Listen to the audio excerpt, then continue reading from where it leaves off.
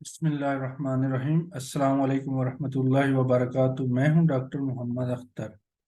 آج کا جو ہمارا ٹاپک ہے وہ ہے سی پی چائلڈ کی کازز، یعنی جو بچے پیدائشی طور پر معذور ہوتے ہیں یا بعد میں معذور ہو جاتے ہیں، ان کے اسباب کیا ہیں، ان کی وجوہات کیا ہے کہ وہ کیوں معذور ہوتے ہیں، اس کے اوپر ہم بات کریں گے۔ اصل میں سی پی کیوں ہوتے ہیں، سی پی کب ہوتے ہیں، کس وقت ہوتے ہیں، کیسے ہوتے ہیں؟ جب پریگنینسی کے دوران، حمل کے دوران بچے کی ماں کے پیٹ کے اندر گروتھ ہو رہی ہوتی ہے، اس وقت کسی نہ کسی وجہ سے کوئی نہ کوئی ایسا سبب بن جاتا ہے، کوئی ایسا عارضہ لاحق ہو جاتا ہے، کوئی بھی وجہ بن سکتی ہے جس سے کیا ہوتا ہے، اس کے دماغ کو نقصان ہو جاتا ہے۔ دماغ کے نقصان ہونے کی وجہ سے اس کی جو نشو و نما ہے وہ رک جاتی ہے، وہ پراپر نہیں ہوتی جس طرح سے ہونی چاہیے، یا جیسے ایک نارمل بچوں میں ہوتی ہے اس طرح سے نہیں ہوتی۔ تو یہ جو مسائل ہیں کب ہوتے ہیں؟ یہ اکثر بچپن میں ہوتے ہیں، یعنی ابتدائی بچپن میں، جب 40 دن کا بچہ ہو رہا اس سے پہلے یعنی پہلے دن، دوسرے، تیسرے، چوتھے، اسی طرح سے پہلے جو 20-25 دن ہوتے ہیں وہ زیادہ خطرناک ہوتے ہیں، ان میں ہوتا ہے یہ 40 دن کے اندر اندر لگا لیں ہو سکتا ہے، یا پھر پریگنینسی کے دوران، حمل کے دوران ہو جاتا ہے، یا پھر یہ ہوتا ہے کہ آپ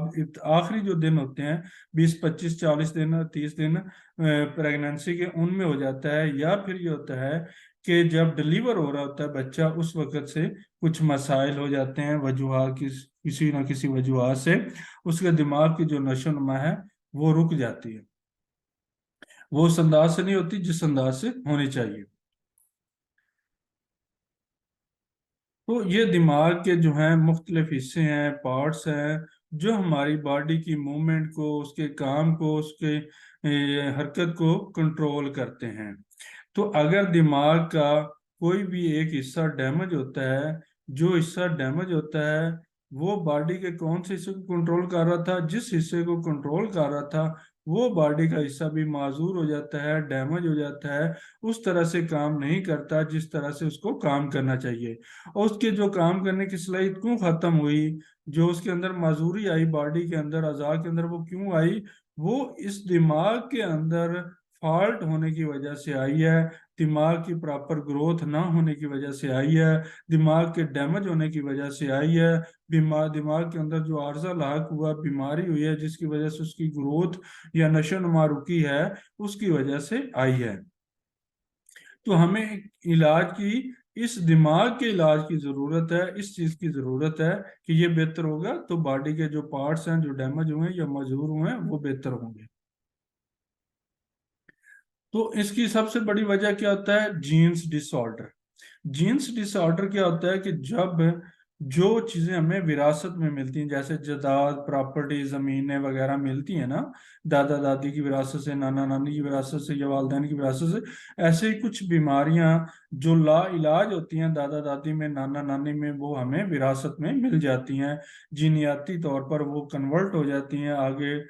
جو ہے وہ ٹرانسفر ہو جاتی ہیں، نسل در نسل چلتی رہتی ہیں، اس کی وجہ سے بھی یہ مسائل پیدا ہو سکتے ہیں، معذور بچے پیدا ہوتے ہیں۔ یا پھر جب حمل کے دوران والدہ کو کوئی نہ کوئی انفیکشن ہو، اس کا ایگ زائگوٹ کوئی انفیکٹڈ ہو گیا ہو، تب بھی یہ مسائل پیدا ہو جاتے ہیں، بچے معذور پیدا ہو سکتے ہیں۔ یا جو بچہ ہے اس کی دماغ کی جو خون کی سپلائی تھی وہ کسی وجہ سے نہیں ہو سکی، پراپر دماغ کو خون نہیں مل سکا، اس کے اندر کوئی خلل آ گیا، کوئی وجہ آ گئی ہے، یا کہ وہ اس کی جو بناوٹ تھی وہ پراپر نہیں ہو سکی، اس وجہ سے بھی ایسے بچے معذور پیدا ہوتے ہیں۔ اور اس کے بعد سے یہ ہوتا ہے کہ جب چوٹ لگنے کی وجہ سے یا کسی بھی حادثاتی وجہ سے، یا ویسے بھی اگر بچے کے دماغ میں خون بہہ گیا ہو یا خون نکل آیا ہو بلڈ پریشر شوٹ ہونے کی وجہ سے یا کسی بھی وجہ سے، تو تب بھی ایسے بچے پیدا ہو جاتے ہیں۔ تو سب سے ایک وجہ جو ہے وہ انفیکشن ہے، سوزش ہے، دماغ کی جو انفیکشن ہے، دماغ کے اندر جو سوزش ہے، اس وجہ سے بھی ایسا ہو جاتا ہے۔ جو بچے ہوتے ہیں ابتدائی دنوں میں، یا جب بچے کی دماغ کے پیٹ کے اندر گروتھ ہو رہی ہوتی ہے، یا ڈلیوری سے پہلے یا ڈلیوری کے دوران یا بعد میں، کسی بھی وجہ سے، بخار کی وجہ سے یا کسی اور وجہ سے انفیکشن ہو جاتی، سوزش ہو جاتی، تب یہ مسائل پیدا ہو جاتے ہیں۔ اس کے بعد چوٹ لگنے سے، حادثاتی طور پر یعنی پریگننسی کے دوران اگر والدہ گر گئی ہے یا بعد میں بچہ گر گیا ہے، سر میں چوٹ لگ گئی ہے، یا کوئی بھی ایسی وجہ بن گئی ہے کہ جس میں چوٹ آ گئی ہو، تو تب بھی دماغ کے اندر، سر کے اندر، تو تب بھی یہ مسائل پیدا ہو جاتے ہیں، بچے معذور ہو سکتے ہیں۔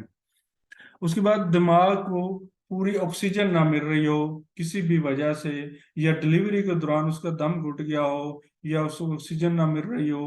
یا کوئی بھی ایسا یعنی وجہ جس میں آکسیجن کی کمی ہو دماغ کے اندر، اس میں بھی بچے جو ہیں وہ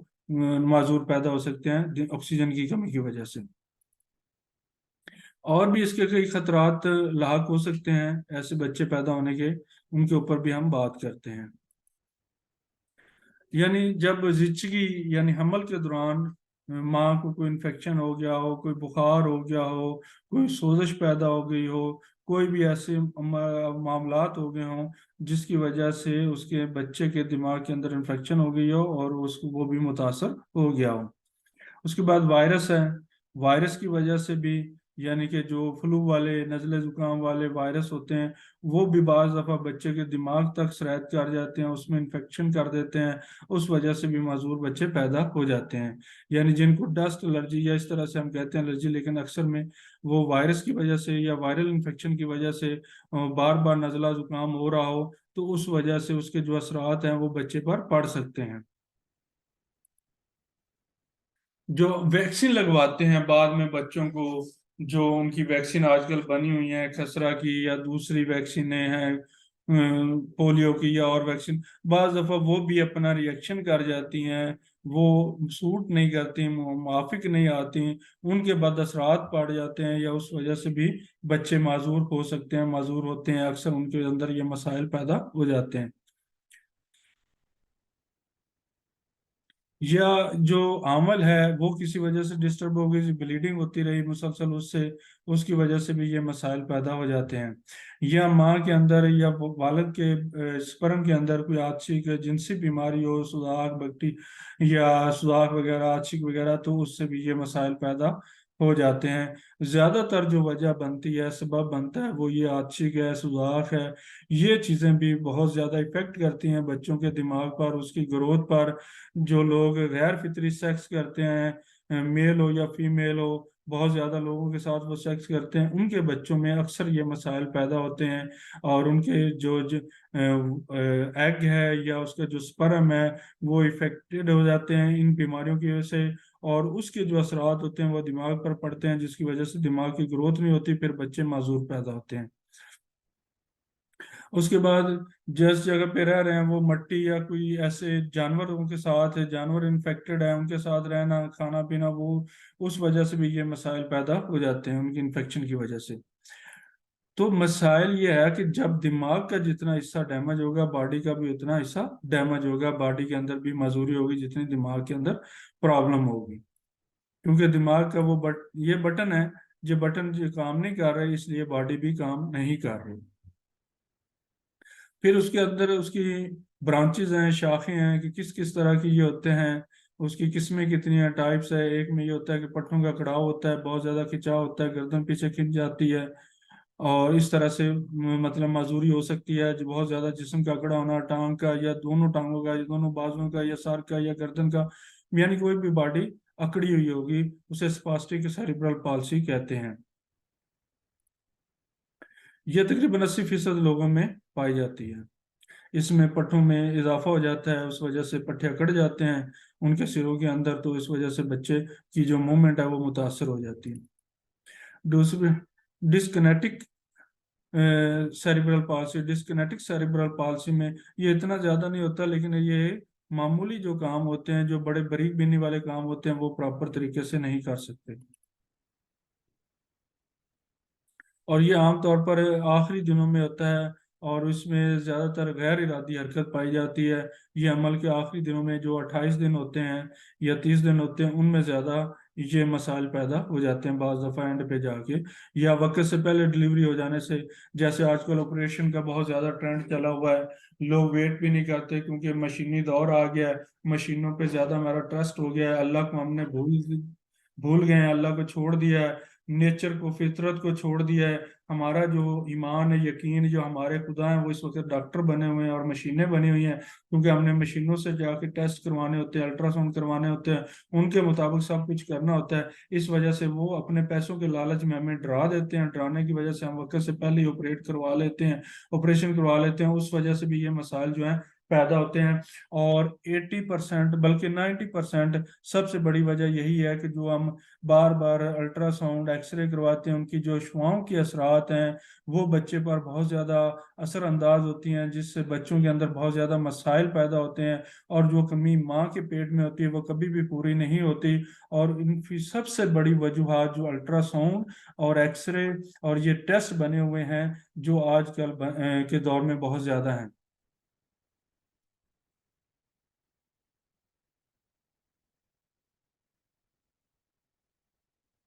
उसके बाद अटॉक्सिया सेरिब्रल पाल्सी है। इसमें क्या होता है, इसमें ब्रीक बीनी वाले काम जो है, छोटे छोटे जोड़ों वाले काम, वो इतने नहीं हो सकते, वो ज़्यादा मुतासर होते हैं। जैसे लिखना, बटन लगाना, छोटे काम करना, वो बड़े मुतासर हो जाते हैं। उसके बाद है मिक्स्ड सेरिब्रल पाल्सी। मिक्स्ड में क्या होता है कि एक से ज्यादा दिमाग के हिस्से मुतासर होते हैं, दो, तीन, चार, पाँच, छः, इस तरह से बॉडी के भी एक से ज्यादा हिस्से मुतासर होते हैं। तो इसमें और भी कई सारी वजूहात, मामलात होते हैं, जैसे बार बार नमूनिया होना, बुखार होना, इस तरह के मसाइल भी ज्यादा हो जाते हैं। यानी एक से ज्यादा चीजें मुतासर होती हैं, उनकी मोटर को नहीं कंट्रोल कर सकती, पट्टों का मूवमेंट नहीं होती है उनमें अंदर। ज्यादा बच्चे वो ज्यादा मजबूर नजर आते हैं, यानी उनके हाथ भी, बाजू भी, गर्दन भी, और इस तरह के काफी सारे क्रिटिकल मसाइल होते हैं। अब आते हैं हम इनका इलाज।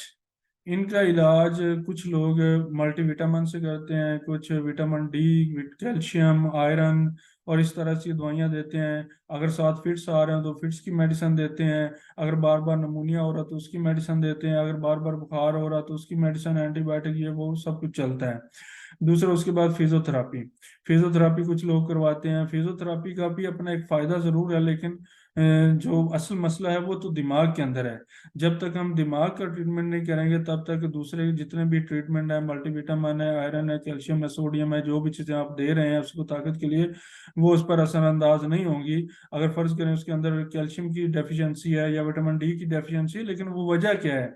क्या जेनेटिकली डिसऑर्डर है? क्या उसके अंदर माँ को इन्फेक्शन की वजह से डिसऑर्डर हुआ है या किस वजह से हुआ है? वो उसको देखेंगे, उसको ट्रीट करेंगे। तो जब तक वो बीमारी नहीं निकलेगी तब तक उसका इलाज पॉसिबल नहीं होगा। तो फिजियोथेरापी भी एक अच्छा इलाज है, लेकिन पहले दिमाग का इलाज जो जरूरी है। उसके साथ साथ जो है मसनूई अज़ा लगवाना। ये सपोर्ट तो जरूर करते हैं, वक्ती तौर पे खड़ा कर देते सारी, लेकिन इलाज ये भी नहीं है। इलाज दिमाग का है। जब तक दिमाग का इलाज नहीं करेंगे तब तक इनका चीज़ों का कोई फायदा नहीं है। फिजियोथेरापी का असल जो ट्रीटमेंट है वो तो है कि आपको किसी हादसाती वजह से या किसी भी वजह से आपके मसल्स के अंदर कोई प्रॉब्लम आ गया, दिमाग के अंदर प्रॉब्लम नहीं है, मसल्स के अंदर कोई प्रॉब्लम है, नर्व के अंदर कोई प्रॉब्लम है, हड्डी के अंदर कोई प्रॉब्लम है, जोड़ के अंदर कोई प्रॉब्लम है, उस वजह से उसका इलाज जो है वो बड़ा फिजियोथेरापी का कारआमद है। इसी तरह मसनूई अज़ा का जो काट कट जाते हैं अज़ा किसी एक्सीडेंट की वजह से, किसी हादसाती की वजह से, या अज़ा एक्सीडेंट के बाद या किसी और हादसे की वजह से कमज़ोर हो जाते हैं, या बाद में मसल्स के अंदर कोई कमज़ोरी आ जाती है, तो उनको पूरा करने के लिए आप मसनूई अज़ा लगवा सकते हैं। लेकिन जो ऐसे बच्चे पैदा होते हैं जो पैदाइशी तौर पर या किसी मनजाइटिस बुखार की वजह से या टाइफाइड बुखार की वजह से या उसको बार बार नमूनिया के अटैक होने की वजह से मसाइल पैदा हो गए हैं, या उनके अंदर जो है दिमाग की ग्रोथ किसी वजह से रुक गई है, डिस्टर्ब हो गई है, जैसे मैंने जो काजेज बताए उनमें से किसी एक काज की वजह से, तो फिर पहले दिमाग का इलाज करना जरूरी है, जो कि होम्योपैथी के अंदर बहुत ही कारआमद है। बहुत से बच्चों का इलाज हो रहा है, हुआ भी है। उसके हम वालिदैन के नंबर भी दे सकते हैं, और जो हमारा ये चैनल है इसके अंदर भी उनके नंबर लगे हुए हैं कुछ के, तो आप उनसे भी रब्ता करके पूछ सकते हैं कि उनके बच्चों को वाकई भी हकीकत में फ़र्क पड़ा है या नहीं पड़ा। तो अल्हम्दुलिल्लाह अल्लाह ताला ने होम्योपैथी के ज़रिए से बहुत से बच्चों को शिफा दी है, बहुत से बच्चे बेहतर हो रहे हैं। जिनको मुसलसल ऑक्सीजन लगी रहती थी उनकी ऑक्सीजन खत्म हो गई है, जिनको फिट्स पड़ रहे थे उनके फिट्स खत्म हो गए हैं, जिनको बार बार नमूनिया होता था उसके बाद से नमूनिया होना खत्म हो गया, जिनको वोमिट बहुत ज़्यादा होती थी, डायरिया बहुत ज़्यादा होता था, लॉस ऑफ फ्लूइड की वजह से, वो भी मसले काफ़ी हद तक बेहतर हो गए हैं। اور جن کے اندر اعصاب کے اندر پٹھوں کے اندر مسئلے مسائل تھے دماغ کی گروتھ کی وجہ سے کسی نہ کسی بیماری کی وجہ سے، ان کی بیماری کو جب ہم نے پورا ایک کیس ٹیکنگ کی، اس کے اوپر ڈائگنوز کیا، ڈائگنوز کے بعد اس بیماری کو جب ختم کیا تو اس سے کافی ساری امپرومنٹ آ گئی، نیک ہولڈنگ اور منہ جوڑوں کے اندر حرکت، پٹھوں کے اندر حرکت، چلنا پھرنا گھومنا، وہ ساری چیزیں بہتر ہوئی ہیں۔ سننا دیکھنا، دیکھنا بھی متاثر ہو سکتا ہے، سننا بھی متاثر ہو سکتا ہے، بولنا بھی متاثر ہو سکتا ہے، اس وجہ سے جوڑوں کی حرکت موومنٹ متاثر ہو سکتی ہے، کوئی ایک اعضاء یا ایک سے زیادہ اعضاء متاثر ہو سکتے ہیں، تو وہ سارے ہومیوپیتھک سے بہتر ہو سکتے ہیں، لیکن اس کے لیے وجہ ڈھونڈنا ضروری ہے۔ ٹیسٹ سے زیادہ اہمیت ہوتی ہے آپ کی باتوں کی، جو والدین بتاتے ہیں، اس کے ہیبٹس، اس کا رویہ، اس کا مزاج، اور اس کے علاوہ وہ جو مسائل انہیں رہے ہیں پریگننسی کے دوران،